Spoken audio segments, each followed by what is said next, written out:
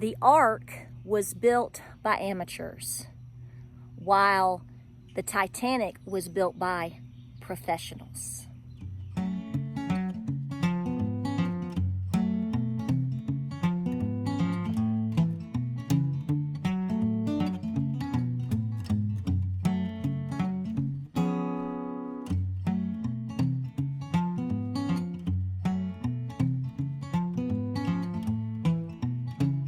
So hey guys, just a quick clip here. I have a couple questions, and if you hear a lawnmower in the background, yes, you hear a lawnmower in the background.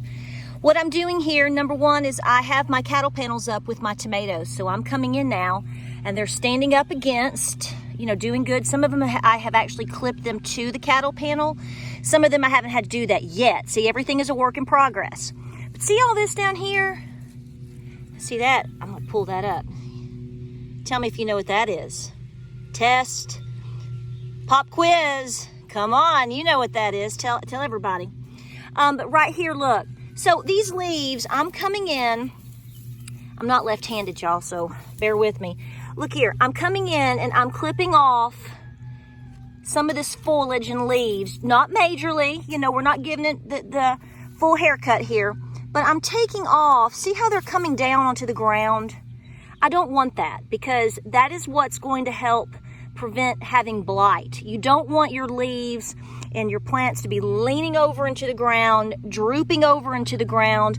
You want to mulch around the base of your tomatoes. So what I'm doing right now while my tomato plants are starting to grow is I'm just trimming them up a little bit, okay? And you pretty much have to watch your tomatoes on a daily basis. You really, really do, to know what you need to do next. And you'll get good at that as you grow tomatoes. This is my aqua cone. I'm getting a million questions about this. This is 2 liters turned upside down. The back is cut off. I have sand in here. I put water in here. This is how I water my tomatoes. There is the base. These original ones that I've had videos after videos on these. They are from Gardener Supply Company. I don't think they sell them anymore. There are other brands now out there available. You can check them out. I've gotten some from Harbor Freight and other places in the past, several years ago. I'll be honest, they didn't work well. So I just have what I have and work with them. But a lot of you were asking about that. But make sure you're tending to your tomatoes on a daily or every other day basis. They grow very, very fast if you're taking care of them, and you have to make sure that you are not having any issues, but you got to be there. So welcome to Appalachias Homestead. I thought I'd walk you up here. I'm just checking out everybody, all the animals, they're in the shade, everybody's doing good. So I want to talk about this because it's interesting. Here's the thing, we talked about trimming the tomatoes. And you can watch 100 different channels, know 100 different gardeners, and everybody has their own different way. What works for me may not necessarily work for you, but you need to know what you need to be doing and what works for you. Don't risk your life, don't risk your garden, don't risk your time, all of this yada, yada, yada, because somebody does something different than how you think you need to be handling your home and your situations. Some people will say, I don't prune a single tomato. Well, they don't live in Southeast Tennessee with incredible humidity, and we get all these rainstorms that come through and all the weather that we typically have every year. And so therefore, they don't typically have a situation where they fight blight, where they have certain diseases necessarily that we do. By years of experience of growing tomatoes, I have found out the hard way what I need to do, what works best for me. This applies to everything, okay? The bottom line here is the Ark was built by amateurs, while the Titanic was built by professionals. So I want to welcome all the new folks to the channel. We are growing so much every day that I honestly just can't even keep up with it right now. Not that I don't love you, I want you to be here. I'm just saying it's moving so fast that it's outpacing my ability to keep up with it 24/7. But I want to welcome you to the channel, welcome you for being here. Welcome to our home, welcome to our homestead. Welcome to our office. And yes, somebody asked me the other day, they're like, how come sometimes I see poison ivy or poison oak as your background? Well, welcome to Southeast Tennessee. We're at the foothills of the Smoky Mountains, and if you've ever been out our way or are from our way, like we have and are for many, many, many, many moons and generations, right? then you're going to know that all kinds of strange things are a natural habitat here. This is where we live. So today is Memorial Day, and I want to wish you send well wishes to you on Memorial Day.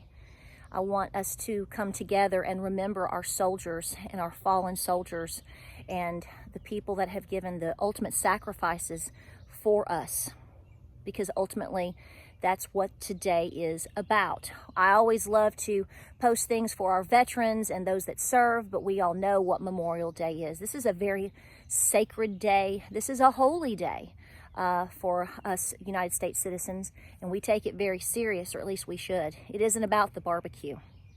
I think it's great if you have a barbecue with family and come together and talk about these things and have a good time together and be thankful for the blessings that we have. But we need to remember those that have given everything. And so on this day, I want to remind you that everything that you're doing is also giving your everything, because what you're doing, if you are preparing your home, if you are trying to become more self-sufficient, if you are, literally listening to your guts, if you're listening to the brains and guts that God and Granny gave you, then you are giving your all to a degree. Not the same. I'm not trying to compare that, but what I'm saying is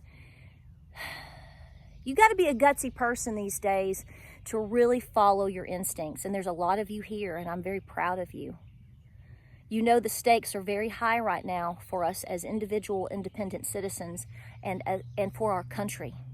And so we encourage you to enter this lifestyle so that we can preserve our way of living, and so our children can be passed down the things that were passed down to us. I read a comment last night, and this is kind of what spawned this whole deal. I read a comment last night by a gentleman who basically was asking, is he going to feel stupid if nothing ever happens? Well, sir, I don't mean any disrespect to you with how I'm going to talk, so I'm just going to let it fly. First of all, let me just say this. You are not guaranteed anything, number one. No one owes you anything, number two. Pretty much all that you have in this life is you and your relationship with God. Everything else is subjective in terms of your choices and circumstances too that you necessarily can't control. But what we can do is do our best. I don't know why people would feel stupid for trying to be more self-sufficient. I don't want to say I got some pushback, but I like it when I do get people that will say to me, are you embarrassed of being called a prepper? No, I'm not embarrassed. I'm not embarrassed of anything. But I don't consider myself a prepper, because when I think of the word prepper, I look at it in the context that most people, the general public, look at it as in today's terms. I look at myself as trying to live a more self-sufficient lifestyle as my great-great-grandmother did. If you want to call that being a prepper, then that's fine, because we all know your great-great and great-great-great-granny, how far back you want to go, they were the ultimate preppers. They didn't run to Walmart and buy stuff because they thought bad things might happen next week. This is all they did. This is all they knew. So here on this channel, and if you meet me down at the Dairy Queen and we have a dip cone, I'm going to tell you, you should be changing your lifestyle. Changing the way you handle money, growing food, animal husbandry, homeschooling, self-reliance, self-defense. All of these things should be a lifestyle change. Can you do it anywhere? Most things, yes, you can. A lot of things you can. You have to adapt and understand that not everybody is going to have 26 acres and doing all the things that you see on YouTube or Instagram. That may not be your calling. See, you're on a mission different than me. Your timing will be different than me. But the whole notion is that you realize we're all in this together, and our quest for self-sufficiency and to wake up and shake up and bake up, as I call it, is imperative. So when the gentleman said, am I going to feel stupid? Why would you feel stupid? That really, really, really has weighed on my mind. I've never known that growing your own food was stupid. I've never known that taking care of business for your home, trying to be debt-free, trying to take care of your health, trying to work with farm animals, baking bread, storing food. I've never known independence like this to be stupid. So maybe we need to change our perspective. Maybe we need to reevaluate that how you're viewing this whole situation right now is really the issue. Because whether you live in an apartment, whether you live on a farm, whether you live in Minnesota or Florida or North Dakota, I don't know, bounce anywhere. It's not about that. It is about realizing that you are in it for you. You should take care of yourself. You should not be relying and hoping and wishing that someone else is going to do that for you. These men and women and these soldiers, these fallen soldiers, did not give up everything so that you can just kick back and say, well, I hope a good Christian family takes me in someday.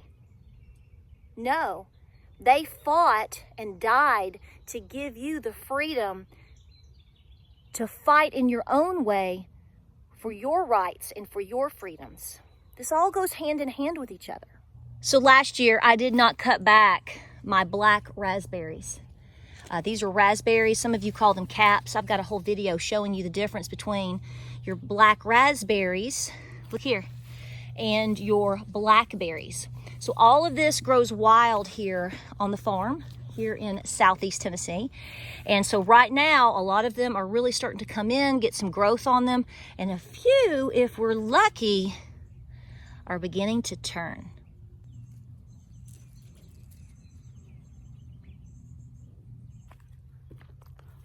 Almost ready, almost ready. So this is what I want to stress to you. Evaluate life change. Evaluate doing things different from yesterday, today, and going forward. This isn't doing things and stuffing things and getting things just to get through what you might fear might be a tough time. First of all, if you question it, I tell people to pray, because honestly, I can't give you the answers that you want. Another human being is not going to be able to give you the answers that you want. The news media is not going to give you the answers that you want.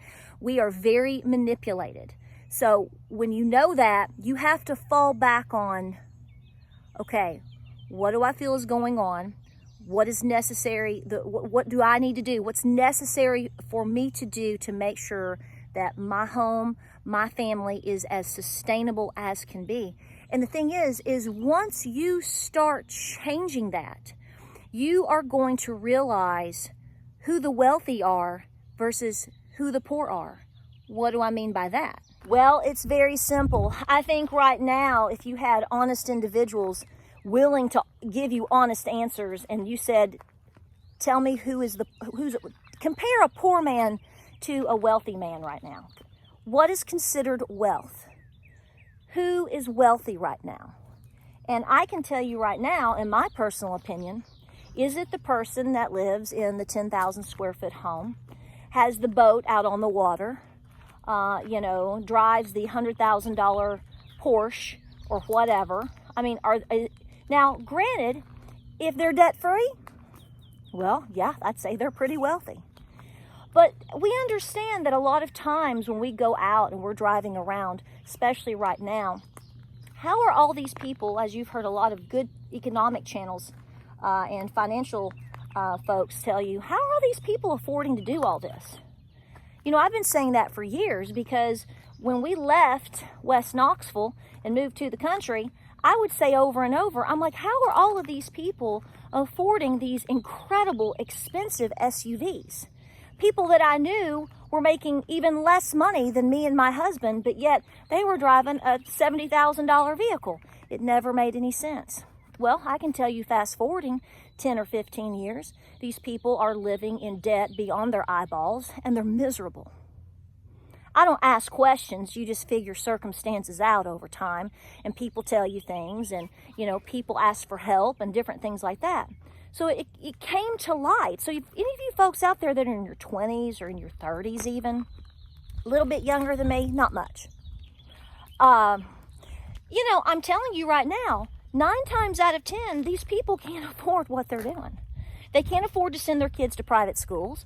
They can't afford the Disney cruises. They can't afford, they are in such a pinch, which amazes me, is that I know women that work, totally don't have a problem with that, okay?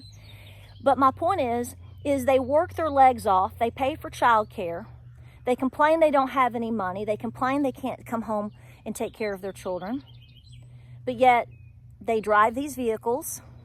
They go on these vacations, and they spend a lot of money on things that, frankly, they could do without. Now, I'm not judging them, but what I'm saying is over time, over the years of having my own children and getting a little bit older, you figure things out. So if you take that attitude and you apply it to probably the rest of society, 9 times out of 10, most people within the middle class, if you will, that are doing all of these things, they really can't afford what they're doing. So we go back again. What is a wealthy person and who is a poor person? I know someone that lives in a very simple home, 3-bedroom, 2-bath, nice little home, completely paid for.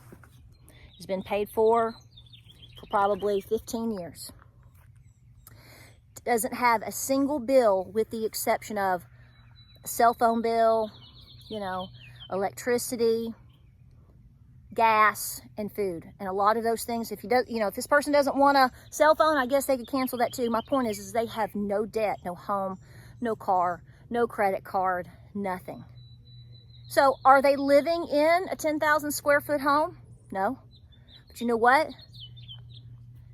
They have no debt. They have minimal bills.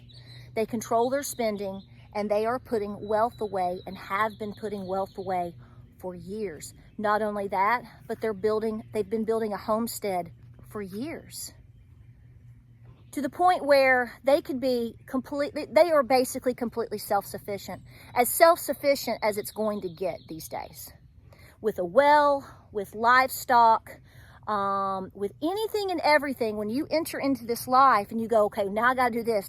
They've already done it. See, they didn't put their money into getting their nails done. They didn't put their money into going on cruises. They didn't put their money into going to casinos. They didn't put their money into all these things. They stayed humble. They stayed meek. They paid everything off. And then they started building their life of self-sufficiency. I would say right now, that is the wealthiest person on the planet.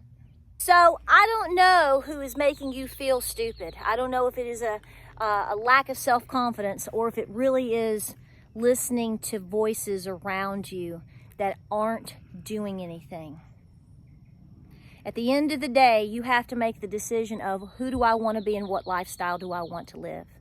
And recognize that you're not guaranteed anything. And when you have that great awakening, you're going to feel pressed.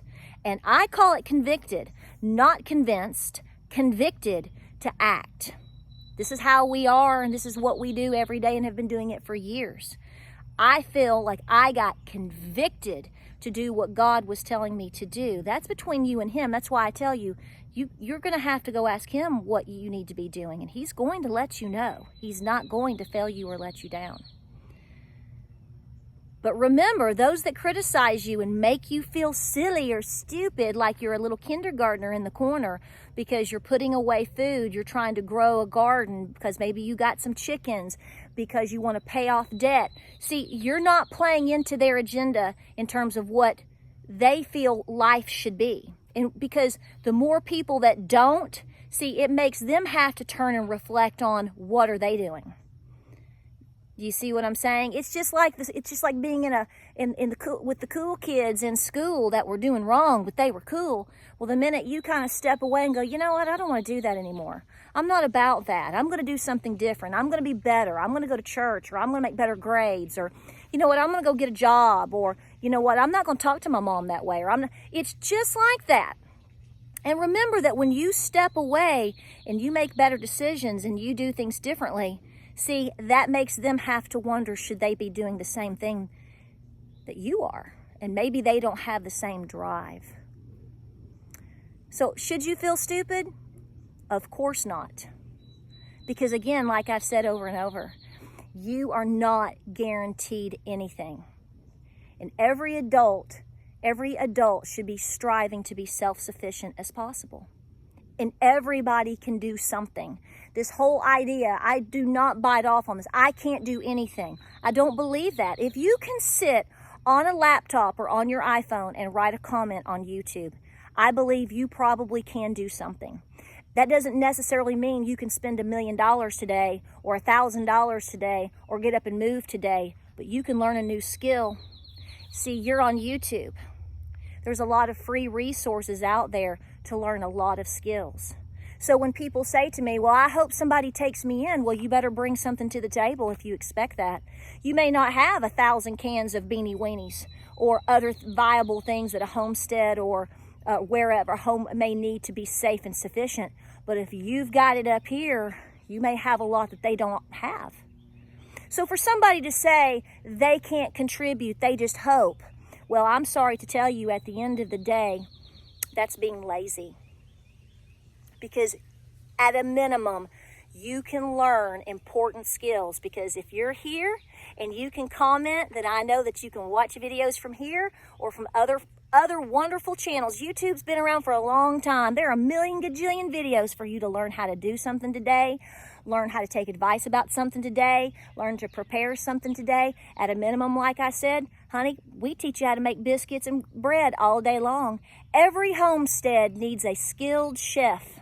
If everyone else is out working the wagon trail, you have to have a good organizer and you have to have a good chef, usually one and the same. So maybe that's your role. I guarantee you can learn something today. All right, that's enough. I gotta get back to the tomatoes. Gotta do the second row. We appreciate you being here. You're on a mission.